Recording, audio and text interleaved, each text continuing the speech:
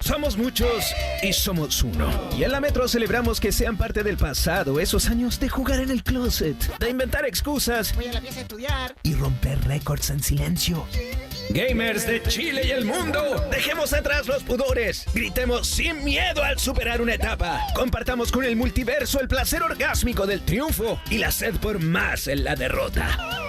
Alcemos nuestros controles y consolas, porque aquí comienza Gamer a los 40, con el decano, Alejandro Alaluf, quien destapa el más codiciado easter egg de la Metro, en una hora en la que amigos e impostores se unen en esta cofradía multijugador llamada Gamer a los 40, porque los juegos llegaron para unir a la familia, y porque esta es nuestra familia, porque fuimos, somos y seremos gamers. Apretamos Start a Gamer a los 40, el carnaval del orgullo gamer. Round 1, fight. ¿Qué tal? ¿Cómo están? Sean todos muy bienvenidos a una nueva edición de Gamer a los 40, como siempre a través de las ondas radiales de la Metro y todas sus plataformas digitales. Esto es Gamer a los 40, por si no lo sabían, que es un programa que por supuesto está dedicado a todos aquellos que, pasada esa barrera de edad, todavía seguimos jugando videojuegos. Con mucho orgullo, con mucho gusto y siempre muy entretenidos porque hace ratito ya que los videojuegos dejaron de ser un pasatiempo para adolescentes y niños con déficit atencional. El videojuego hoy es un medio de comunicación más allá de un entretenimiento y lógicamente que el alcance que tiene, donde todavía el core se enfoca, podemos estar de acuerdo, sí, en adolescentes, chicos que están saliendo de la universidad. Por ahí está como el grueso de lo que se juega videojuegos. El gran detalle es que hoy en día, y sobre todo después de pandemia, las generaciones que se criaron con los Atari, con los Nintendo, con los Sega, hoy siguen jugando videojuegos. Esa es la gracia. Y por eso es que hemos creado este programa para llegar a todos ustedes, a aquellos que no les interesa tanto jugar multijugador, que no les interesa seguir a youtubers, que quieren informarse de una manera un poquito más vieja escuela respecto a las novedades que ofrece el mercado y el mundo de los videojuegos. Por eso es que existe Gamer a los 40. Vamos a tener, por supuesto, mucha conversación, mucha trivia, mucho recuerdo. Y sin ir más lejos, hoy, 4 de diciembre, estamos celebrando nada más y nada menos, creo que es mañana formalmente, el 5 de diciembre. Pero esta semana estamos celebrando nada más y nada menos que 30 años de la existencia de PlayStation. La marca debutó un día como hoy, una semana como hoy, y es por eso que ustedes pueden ver que tengo a el que inicialmente iba a ser la mascota de la marca. Así como... ¿Se ve o no? ¿Ahí? ¿Sí? ¿Se ve? Así como en sus inicios Mario, ¿no es cierto?, fue la mascota de Nintendo y posteriormente llegó Sonic con un estilo un poquito más punky, un poquito más rebelde, un poquito más adolescente para chasconear un poco esa cosa tan de bonomía que tenía Mario. Posteriormente, cuando llega PlayStation, y vamos a hablar de eso en unos minutos más, aparece con este personaje, protagonista de una saga de videojuegos, Crash Bandicoot, que originalmente y que fue creada por los creadores de The Last of Us y Uncharted, Naughty Dog Studios. El personaje iba a ser inicialmente la mascota de PlayStation, pero no sucedió. Llegó hasta ahí nomás y posteriormente han pasado múltiples personajes que se han iconizado como personajes dentro del universo de PlayStation y quizás hoy en día, quizás Astro, el robotito protagonista del juego del mismo nombre, ¿no es cierto?, probablemente sea lo más cercano a una mascota que puede tener PlayStation. Vamos a estar hablando de ello, por supuesto. Pero antes de eso, por supuesto que tengo que decirles que estamos presentes en redes sociales, en Instagram y en Twitter. Somos una sola palabra, La Metro CL. La Metro CL. Nos buscan en los respectivos buscadores de esas redes sociales, nos encuentran, nos siguen y nos favoritean con todos los contenidos favoritos que puedan tener. Obviamente que Gamer a los 40 está presente ahí. Y también tenemos un canal de WhatsApp para que nos conversen, se comuniquen con nosotros, interactuemos, intercambiemos ideas. Porque somos un medio moderno, estamos en el 569-3188-2414. 569-3188-2414. Ese es nuestro canal de WhatsApp para comunicarse con la Metro. Y finalmente también, y más allá por supuesto, nuestro cuartel digital en lametrofm.cl, que es nuestro sitio web donde están alojados todos los programas y todos los contenidos de la radio. También estamos vía streaming en el canal Zapping, la plataforma Zapping, canal 194. Aprovechamos a saludar a todos los que están conectados a esta hora viéndonos a través de la pantalla. Hola a todos. Para recordarles que efectivamente estamos en la plataforma Zapping. Y finalmente también, por si se perdieron este o alguno de los programas de la Metro, estamos también en YouTube. Ahí está en la página de la Metro, está en la Metro TV, todos los contenidos de la radio y por supuesto todos los capítulos de Gamer a los 40. Antes de comenzar, vamos a saludar a nuestro auspiciador Master G, porque si quieres jugar como un experto, los monitores gaming de Master G son para ti. Y si quieres ser el rey o la reina del karaoke, particularmente en estas fiestas de fin de año, los parlantes Master G son para ti. Y para ver tus series favoritas, películas o incluso jugar videojuegos, bueno, la nueva línea Smart TV QLED 4K de Master G es perfecta para ti. Descubre esto y muchos más productos en masterg.cl. Master G, tecnología para todos. Ahora sí vamos a comenzar nuestra metralleta de noticias para esta semana, donde por supuesto, esto es un spoiler, vamos a estar enfocados particularmente en lo que ha sido la marca PlayStation. PlayStation, como les decía, cumple 30 años esta semana. Formalmente estamos hablando que la marca inició sus actividades el 3 de diciembre de 1994 en la localidad de Minato, donde está el cuartel general de las oficinas de Sony en Tokio, Japón. La PlayStation entonces debutó en 1994 y ha estado presente tanto en la quinta, sexta, séptima, octava y en la actual novena generación de videoconsolas a partir de mantener la misma marca, PlayStation, ¿no es cierto? Y en donde hemos visto una evolución natural de sus consolas a partir de iteraciones numéricas. Partimos con la PlayStation normal, la primera, ¿no es cierto? La PS1, como también se le conoce a mediados de los 90. En una consola que, claro, haciendo memoria, yo tengo el recuerdo de cuando la vi por primera vez, quienes obviamente jugamos videojuegos por esos días y estábamos, ¿no es cierto?, de alguna manera con esta gran sombra, este gran techo que era Nintendo y Sega. Vimos iteraciones de algunas otras marcas como Philips o incluso Apple. Apple sacó una consola de videojuegos que se llamaba Pippin junto a Bandai, la compañía japonesa, a mediados de los 90, más o menos por esta misma época. Lógicamente no llegó a mayores, pero sí, era una época, mediados de los 90, donde todo el mundo estaba tratando de tener una participación en la industria de los videojuegos a partir de una plataforma, de una consola. Entendiendo el éxito descomunal que estaban teniendo Nintendo y Sega, dos compañías japonesas, lógicamente que se trató de que otras compañías tecnológicas de ese momento también tuviesen su participación. Pero costó, hasta que de repente aparece Sony. Sony, que originalmente iba a estar ofreciendo una unidad de disco CD-ROM, disco compacto, para una futura consola de Nintendo. Nintendo se asocia con Sony en los principios de los años 90 para desarrollar este concepto que finalmente nunca llegó a puerto. Hay un montón de documentación al respecto que cuenta cómo fue esa asociación estratégica entre Sony y Nintendo en los primeros años 90 para ir más allá de lo que ya se conocía hasta ese minuto, entendiendo justamente que Nintendo era un sinónimo de innovación tecnológica dentro del campo de los videojuegos que no tenía parangón. Sega le hacía la pelea, pero no había más.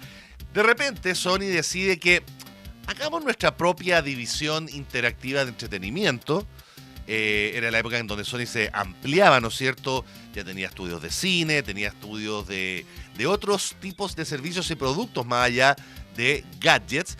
Y en ese sentido, entonces, lógicamente que las posibilidades empezaron a aumentar y los videojuegos, lógicamente que fueron una parte fundamental de ello. Ya en 1990 el concepto de PlayStation estaba dando vueltas, pero no fue hasta 4 años después cuando la compañía, de la mano de Ken Kuratagi, el ejecutivo papá de la PlayStation y que estuvo detrás de la marca por mucho tiempo, fue de alguna manera el capitán del barco que llevó a que el año 94 en Japón debutara esta consola y un año después en Estados Unidos y en el resto del mundo ya se hiciera lógicamente conocida en todo el planeta. ¿Se acuerdan ustedes cuáles fueron los primeros juegos que probaron de PlayStation? Yo me acuerdo entre las particularidades que tenía la consola, que además de contar con una unidad de CD-ROM, que era el formato de almacenamiento y de reproducción de aquella época, el principal por lo menos, la consola, a diferencia de lo que ofrecía Sega y Nintendo, tenía detallitos como por ejemplo que, sí, el disco se demoraba un poquitito en cargar, pero te tiraba el Galaga, el clásico Galaga, antes de que el juego comenzara para que tú pudieras como entretenerte mientras el juego se cargaba. También el PlayStation original tenía la característica de ser un reproductor multimedia.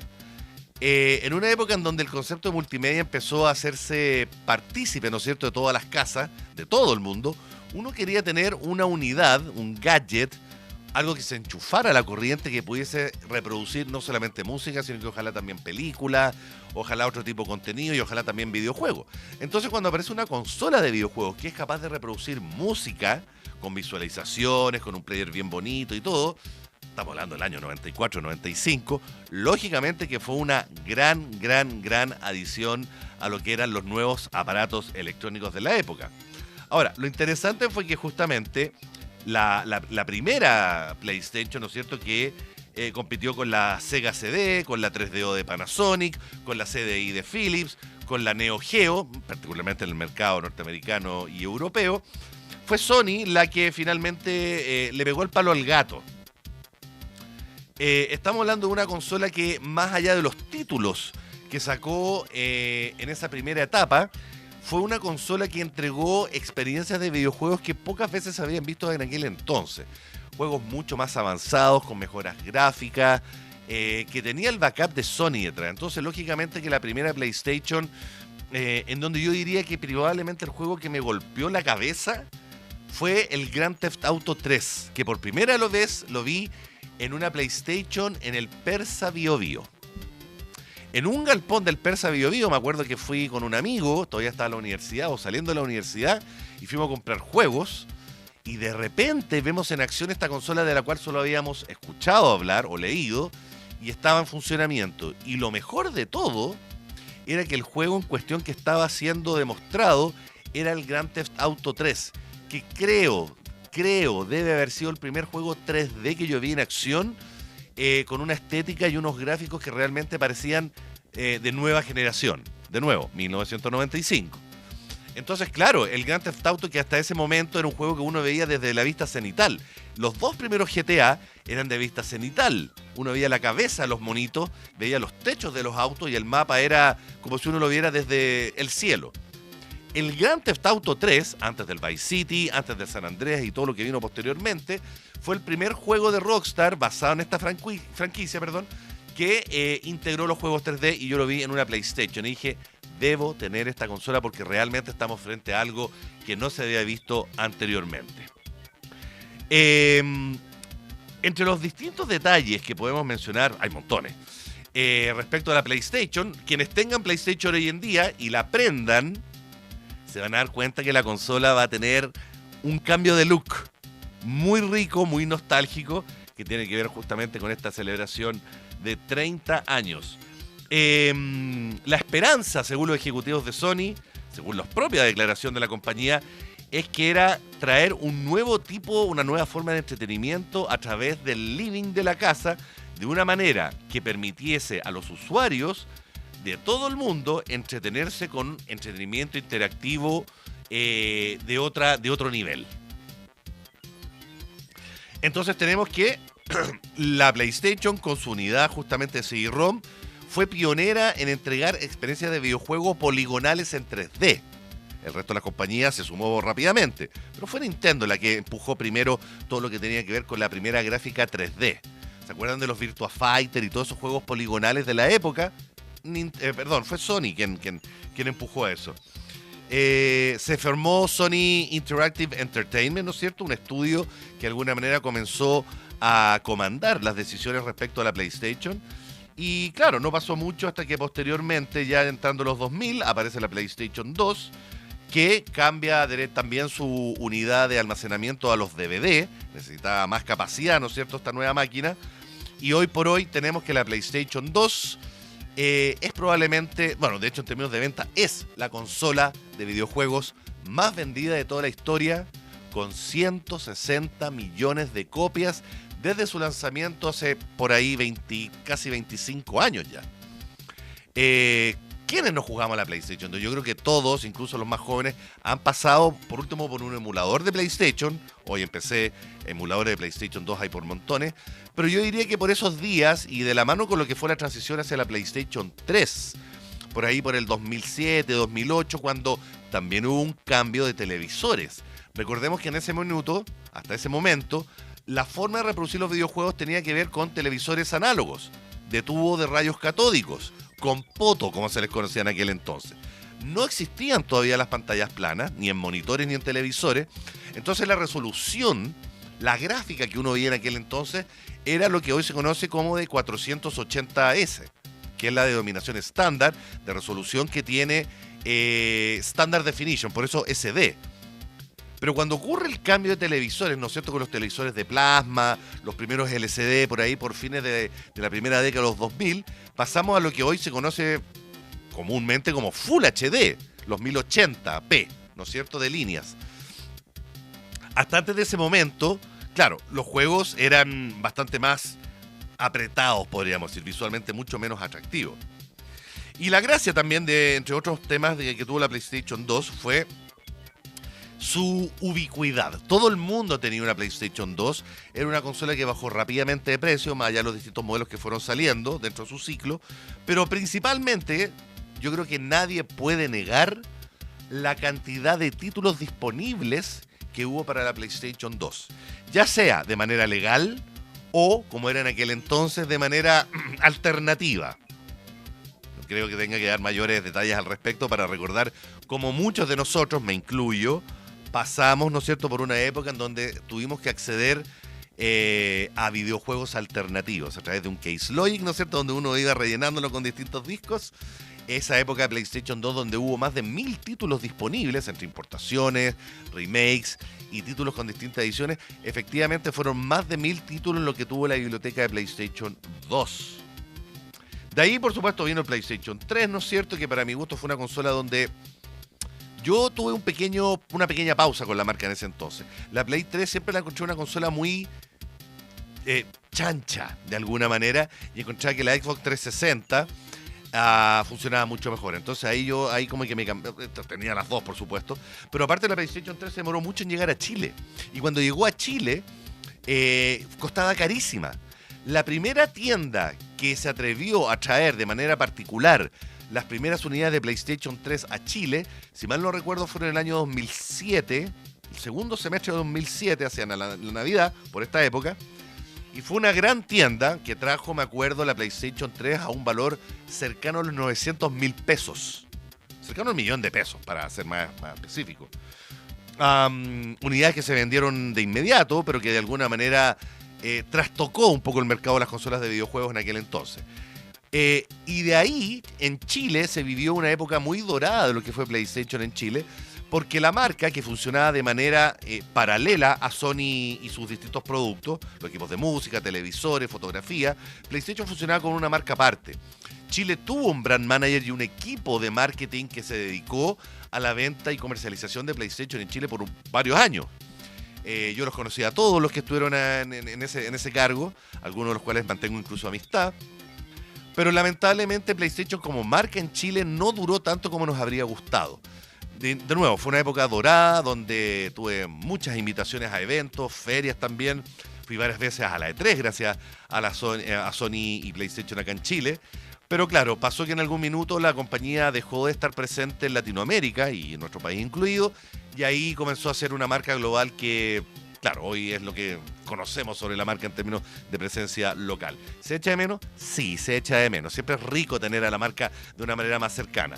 Pero de la misma manera el equipo de comunicaciones de PlayStation funciona muy bien, así que cualquier cosa siempre han estado los muchachos ahí presentes. De ahí, bueno, podemos seguir hablando también de la PlayStation 4 y actualmente de la PlayStation 5 y sus distintas adiciones. Pero en definitiva estamos hablando de la marca que mejor ha sabido capitalizar la innovación y el consumo de videojuegos. Quizás es la marca más querida de videojuegos de la historia yo creo que todavía Atari sigue siendo y Nintendo siguen siendo pelea, pero sobre todo las nuevas generaciones, PlayStation es una marca muy querida, de mucha calidad, un sinónimo de entretenimiento, que hoy por hoy, con su competencia directa, que es Microsoft, a través de Xbox, le da cancha de tiro y lado. Tengo la noción de que actualmente la relación de unidades que tiene una y otra es alrededor de 3-1, donde PlayStation tiene 3 consolas y Xbox tiene una. En términos globales, Chile creo que también aplica un poco ese modelo. Entonces sí, PlayStation hoy es probablemente la marca de videojuegos o la plataforma de videojuegos más popular, más querida, más demandada por la gente. No es la única, por supuesto, pero sí la más demandada y la más querida. Así que aprovechando entonces que esta semana cumplimos 30 años, feliz cumpleaños PlayStation y muchas gracias por todos estos años, por estos 30 años.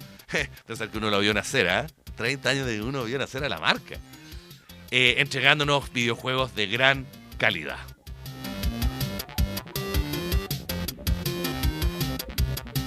Tomo un poquito de agua. Y seguimos hablando de PlayStation, porque se acuerdan que la semana pasada, hace un par de semanas atrás, estuvimos comentando, preparándonos para los preparativos respecto a esta celebración. El portal IGN, un portal de videojuegos y de entretenimiento digital muy popular, estableció una lista de los 100 mejores títulos de PlayStation que estuvimos revisando hace algunas semanas. Pues bien, esa lista que fue entregándose paulatinamente ya llegó a su primer lugar y tenía ganas de repasar un poco respecto a cuáles son los 10 títulos de PlayStation históricos que mantienen ese primer lugar. Y tenemos en el lugar número 10, me imagino que ustedes tienen sus favoritos, por supuesto, coméntenlos, cuéntenme cuáles son sus videojuegos que mejor han tenido experiencia respecto a PlayStation. Pero en el número 10, por ejemplo, tenemos el que fue para muchos el título más popular del año pasado, el Baldur's Gate 3. Ese videojuego está en el lugar 10 de los mejores 100 títulos de PlayStation según IGN. Estamos hablando de un juego de fantasía medieval, muy de la onda de Dungeons and Dragons, ¿no es cierto? Yo personalmente no he tenido el placer todavía de hincarle el diente. Son esos juegos que requieren más de 100 horas, ¿no es cierto?, de experiencia para poder, digamos, llegar un poco a la meta de lo que ofrecen. Entonces, en ese sentido, la verdad es que lo tengo un poquito pendiente. En el lugar 9 está el Grand Theft Auto 5.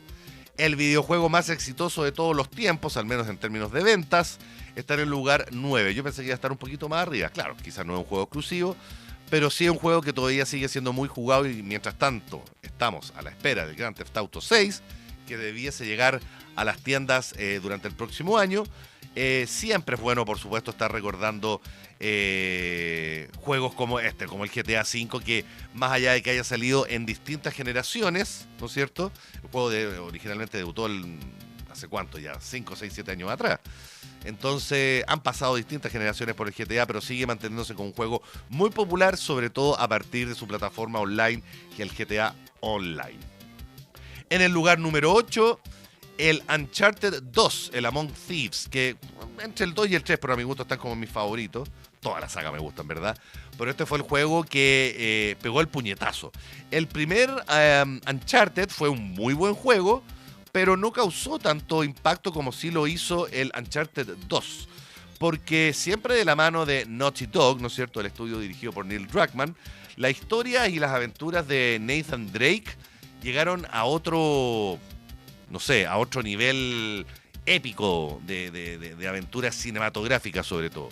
Porque como Naughty Dog presentó las aventuras de Nathan Drake en su búsqueda de distintos tesoros alrededor del mundo, ¿no es cierto?, pasando por distintos escenarios, por distintos puzzles ambientales y también por escenarios, ¿no es cierto?, que parecían sacados de una película, no sé, de Indiana Jones o de James Bond o de cosas por el estilo. Entonces, este fue de los primeros juegos, creo yo, que invitó a los usuarios a entender que los juegos y sobre todo los títulos exclusivos que estaba sacando PlayStation eran títulos de una calidad que estaba a otro nivel.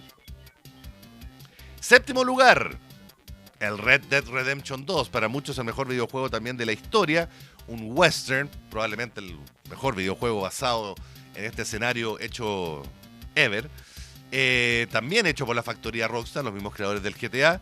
El Red Dead Redemption 2, ¿no es cierto?, con la historia, ¿no es cierto?, la trágica historia de Arthur Morgan.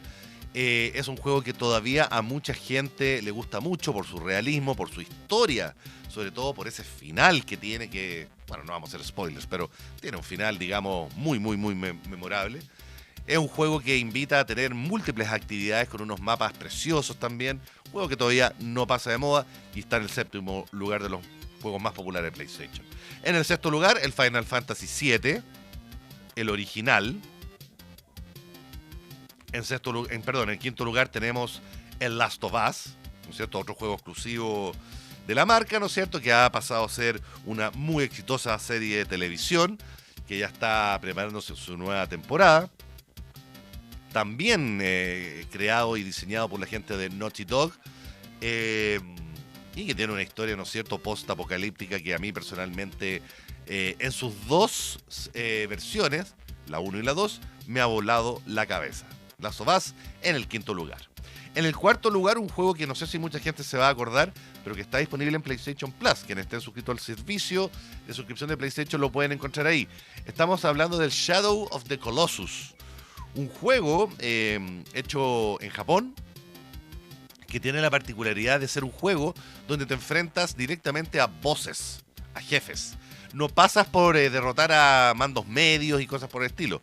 Es un juego de fantasía, ¿no es cierto?, donde tú con tu caballo tienes que ir a distintos puntos de un mapa para encontrarte con unos gigantes, con estos colosos, creo que son 13 colosos, si mal no recuerdo, y que tienes que derrotar ocupando elementos de puzzle y elementos de combate directo.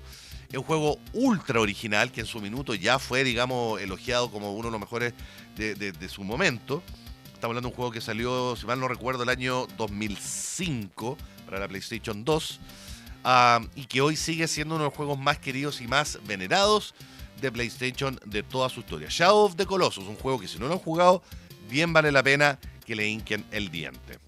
Tercer lugar, ya nos vamos acercando al triunvirato máximo. En tercer lugar, el Bloodborne. El Bloodborne, que es parte, ¿no es cierto?, de estos juegos Souls, creado también por From Software, que no es ni Dark Souls, ni Demon Souls, ni Elden Ring. El Bloodborne se planteó como una aventura exclusiva para PlayStation. Para muchos es probablemente el juego de entrada para este difícil género de combate que a mí personalmente me supera un poco. Sí, la verdad es que ya no estoy ni en edad, ni en coordinación psicomotriz, ni en paciencia para poder aguantar este tipo de juegos. Pero obviamente que hay muchísima gente, incluyendo a nuestro productor Felipe Gajardo, que es fanático de este juego. Le fascinan estos juegos de From Software y claro, ahí tienen, digamos, la constatación, ¿no es cierto?, de que no importa la edad, lo que importa es el talento en las manos. En segundo lugar, tenía que estar presente el God of War, pero no el God of War original, el God of War Reboot del año 2018 que salió para las plataformas de PlayStation 4.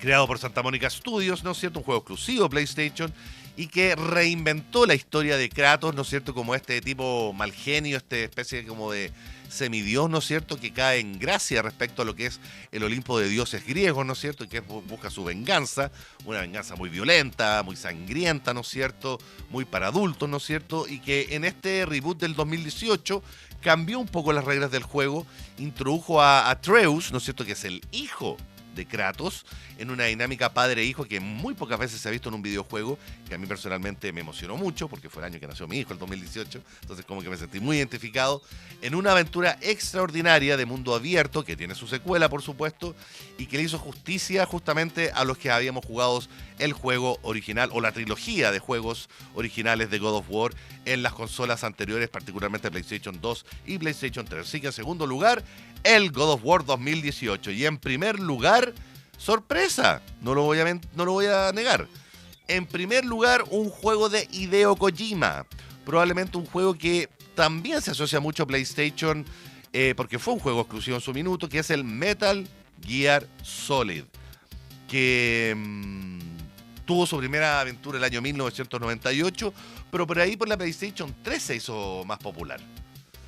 Llegaron visitas a nuestro estudio. Saludamos a todos los que nos están viendo a esta hora, a Gamer a los 40. ¿Cómo están, muchachos? Siempre es bueno saludarlos. Bueno, decíamos entonces que el Metal Gear Solid se plantea como el juego número 1 de los más populares de PlayStation de toda la historia, según este ranking de IGN que por supuesto pueden encontrar en internet para revisar, para buscar si quizás hay algún título que se les pueda haber pasado, que pueden volver a jugar o que pueden jugar por primera vez, entre otras cosas. A mí las listas me encantan, es una buena lista para discutir, una buena lista de sobremesa. Son los 100 títulos más destacados de PlayStation hechos por IGN y que hemos revisado aquí en Gamer a los 40.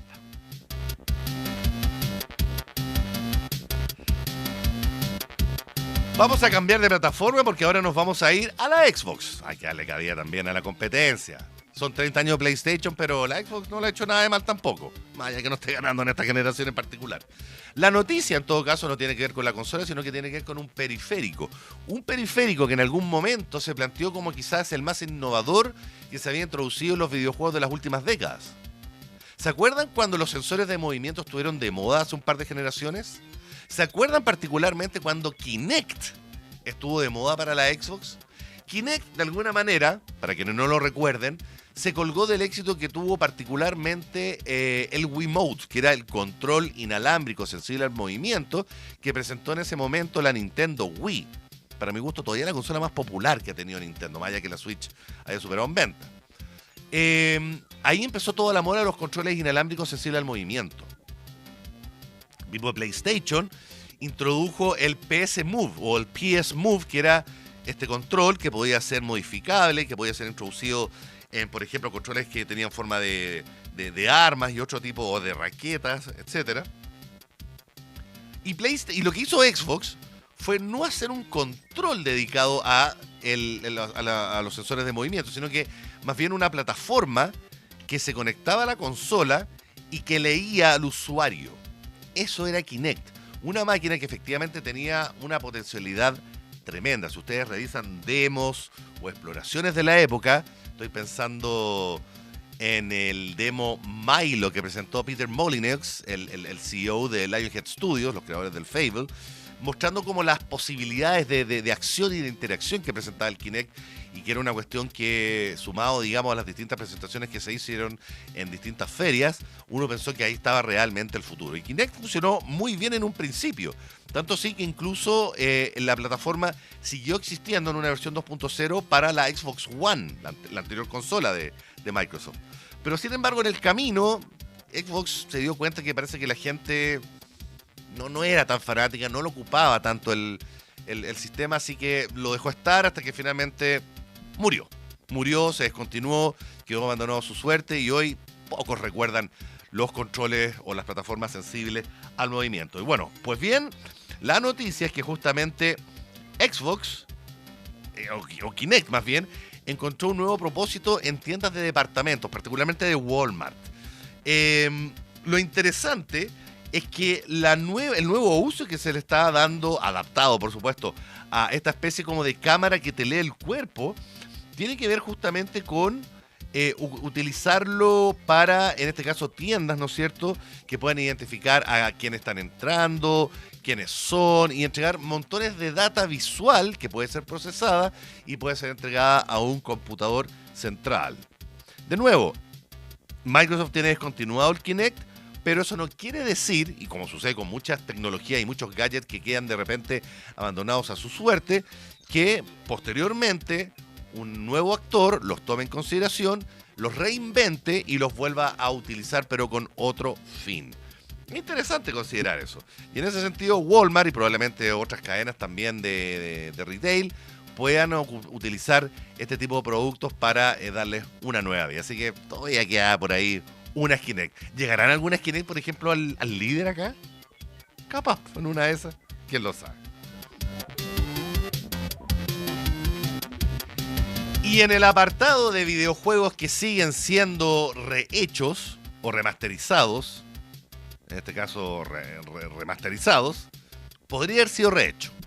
Ahora que lo pienso, podría haber sido rehecho, pero un juego que pasó en su minuto, de nuevo, en PlayStation 2, y por esos días sin pena ni gloria, fue la adaptación de La Cosa, o The Thing, la película de George Carpenter de 1982, que fue estrenada el mismo día de E.T. 2 películas que se estrenaron, una con un extraterrestre bueno, otra con un extraterrestre malo. Para quienes no lo recuerden, The Thing o La Cosa del... El título, ¿cómo fue el título? ¿Te acordás? ¿Ya cómo fue el título de La Cosa? The Thing en cine chileno era como La Cosa del espacio exterior. Un título así como La Cosa de otro planeta. Algo así. Pero La Cosa, se conoce popularmente como La Cosa. Película de John Carpenter con Kurt Russell, ¿no es cierto?, como protagonista. Él es líder, ¿no es cierto?, de un grupo de investigadores que están en la Antártida.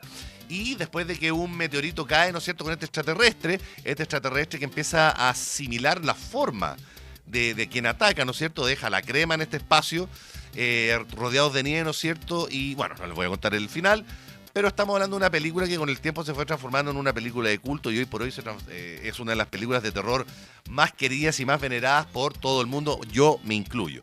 Entonces cuando de repente en PlayStation 2, que salían videojuegos hasta del ratón de la esquina, no sé, aparece la versión de The Thing para videojuegos, chuta, tenía que tenerla. Pero debo reconocer que en ese minuto el juego no me gustó tanto. Mezclando disparos de tercera persona con elementos de juego de rol, el juego efectivamente rescataba la esencia de la película, de hecho se plantea como una secuela directa a la película original, pero no enganché, no me gustó tanto, no funcionó tan bien. Y siempre me quedé con la idea de que pudiese ser rehecho. Corte a algo así como, no sé, 10 años después o 20 años después, y tenemos con que esta mismísima semana, aparece de la mano de Night Dive Studios, un estudio que se ha encargado últimamente de hacer varios remakes de videojuegos, como por ejemplo la saga Doom, teniendo la misión de hacer una reinterpretación gráfica, particularmente, de The Thing, el videojuego original de PlayStation 2. Se supone que va a mantener los mismos elementos, pero obviamente con innovaciones que van con un mejor control para la cámara, para los personajes, más elementos de disparo, una cierta capa de pintura gráfica que bienvenida sea, etcétera. Un videojuego que yo creo que va a ser bien atípico para un poco lo que pasó con el Silent Hill. Con el Silent Hill 2, que fue un exitazo, ¿no es cierto? Y mal que mal es una reinterpretación del juego original de hace poco más de 20 años. The Thing creo que puede tener la misma cabida, y entendiendo que hoy la película tiene una mayor aceptación por parte del público, creo que puede ser el momento justo para un remake. Insisto, me habría gustado más una reedición. Habría gustado más un remake, como pasó por ejemplo con el caso de Dead Space, porque es un juego que bebe mucho también de esos elementos, con harto gore, con harto personaje así monstruoso, etcétera, con harta investigación, con harta duda respecto a si este personaje será bueno o será malo, etcétera, etcétera. Así que yo por lo menos soy uno de los que está esperando este remake de The Thing que sale esta semana para múltiples consolas. Así que mucha atención con eso. Y finalmente, para ir ya cerrando este bloque, lo que estamos jugando. Volví a finalizar el Far Cry 5. Con ese final apocalíptico que tiene, que ha dado carne para hacer comentarios en foros como Reddit. El juego sigue siendo entretenido. A mí creo que es de los últimos Far Cry después del 3. Creo que es el que más me gusta, no sé. Encuentro que si bien tiene escenarios súper como repetidos, a diferencia de la exuberancia de otros juegos, funciona muy bien, tiene buenas armas, tiene buena jugabilidad, me gusta el villano. Es un juego entretenido, pero el que le empecé a hincar el diente a partir de esta semana fue uno que tenía pendiente, que era el Dying Light 2. El Dying Light 2 es un juego creado por un estudio polaco que se llama Techland. Y Techland se ha especializado en los últimos años por hacer videojuegos que beben mucho de la dinámica de los juegos de zombies. Ellos han hecho varios juegos al respecto, y particularmente una saga que se llama Dead Island, que es un juego de zombies en tercera persona, ambientado en resorts, en hoteles y cosas por el estilo. La última parte del juego, el Dead Island 2, que salió este año, está ambientado en Los Ángeles, en un Los Ángeles post-apocalíptico, muy divertido, muy entretenido. Pero el Dead Island original era ambientado en un resort, entonces tenía toda esa onda como de playa y zombies. El Dying Light, en cambio, es un juego más tradicional de zombies, ambientado en una ciudad, pero que mezcla el elemento del parkour. La famosa disciplina deportiva, ¿no es cierto?, de utilizar elementos urbanos como obstáculos, escaleras, terrazas, techos, etcétera, para hacer, dinámica atlética, ¿no es cierto?, mientras uno va avanzando. Este juego bebe mucho de eso, tiene mucho elemento de rol también, y un juego un poquito más realista. Y es la segunda parte, para mi gusto, me gusta mucho más que la primera, que era una buena idea, pero mal ejecutada. En cambio, el Dying Light 2, un juego mucho más entretenido, con una vista en primera persona, tiene elementos de parkour, elementos de rol y también de confección de armas, que funciona con una historia, sí, genérica, pero muy, muy entretenida. Es parte de lo que estamos jugando, obviamente, aquí en Gamer a los 40. Bien, se nos pasó volando este primer bloque. Ya es momento de ir a nuestro primer corte comercial. Vamos a ir con canciones. Vamos a ir a escuchar a Placebo con Every Me, Every You. Y después, por supuesto, que volvemos con más Gamer a los 40 aquí en la Metro. No se despeguen.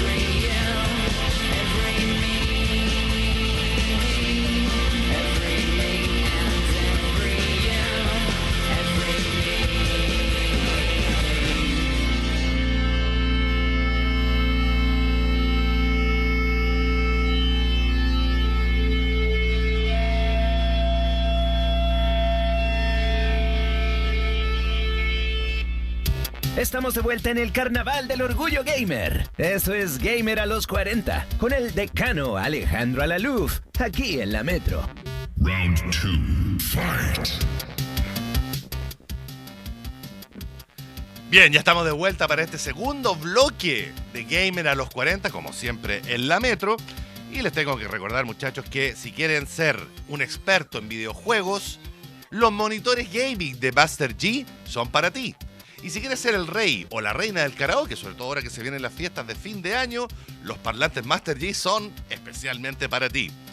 Y para ver tus series, tus películas, tus contenidos audiovisuales e incluso videojuegos, bueno, la nueva línea Smart TV QLED 4K de Master G es para ti. Descubre estos y muchos más productos en masterg.cl. Master G, tecnología para todos. Y ahora sí que sí, vamos a comenzar nuestro segundo bloque acá en Gamer a los 40, donde en esta semana tenemos un programa prácticamente especial dedicado a los 30 años de PlayStation. Una marca que vaya que nos ha dado alegría a través de sus distintas plataformas, sus distintas consolas, de sus juegos exclusivos, de sus servicios, de sus noticias. Estábamos recordando, ¿no es cierto?, cuando PlayStation, de hecho, estuvo oficialmente en nuestro país. Y fue una muy linda época por allá, por hace unos más o menos una década atrás. Pero tenemos más cosas que hablar respecto al tema. Porque les traigo acá una consola que para mi gusto fue uno de los mejores productos que ha hecho PlayStation en esta época. Me refiero a la PS Vita. La PS Vita fue la última consola portátil que editó PlayStation. Después de la PSP, ¿no es cierto? Muy popular. Y bueno, la gracia que tuvo esta consola, que fue presentada en su minuto el año 2011. En diciembre del 2011 fue presentada al mundo esta consola, donde tuve la posibilidad de ir a su lanzamiento en Estados Unidos. Y que fue presentada como una consola que significa Vita. Porque Vita efectivamente significa vida. Y Sony la lanzó con bombos y platillos. Yo todavía la tengo funcionando y funcional. Una consola muy rica, todavía siento que tiene mucho que ofrecer.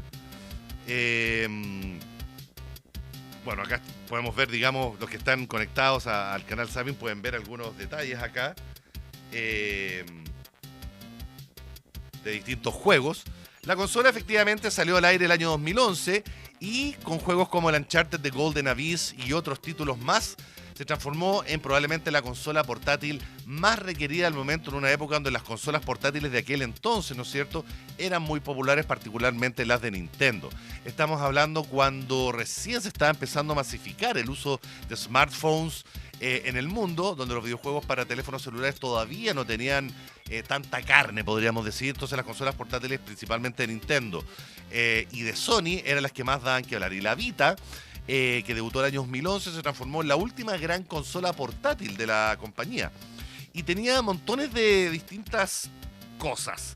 Desde poder jugar en línea, ¿no es cierto? Tenía una tienda propia de productos.